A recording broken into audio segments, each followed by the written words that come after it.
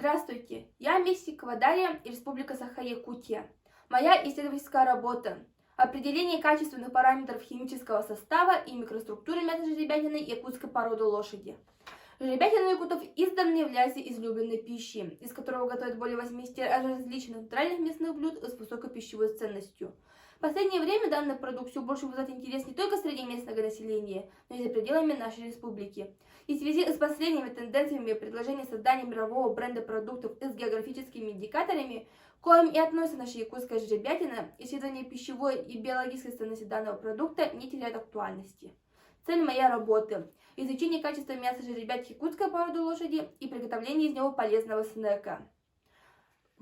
Впервые в работе представлены лабораторные исследования химического состава мяса жеребятины на современном анализаторе Spectrostar XT, предназначенном для быстрого неразрушающего многокомпонентного анализа широкого спектра продуктов.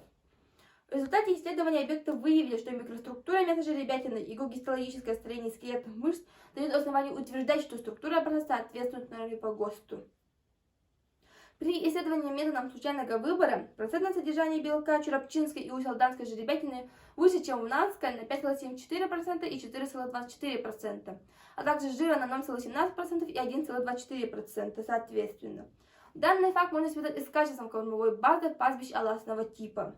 Сравнительный анализ химического состава жеребятины якутской породы лошади и казахской породы ЖБ показал, что процентное содержание белка в якутской жеребятине чуть выше, чем в казахской, на 1,39% и 0,1%, а жира на 1,3%.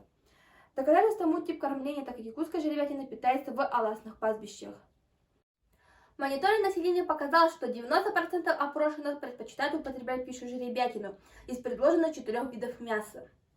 Разработанный нами тест на КК и исследование его на витаминный состав показал, что содержание витаминов тиамина, рибофлавина и аскорбиновой кислоты содержит практически одинаковое процентное содержание при термической обработке и варьируется до 0,2 мг.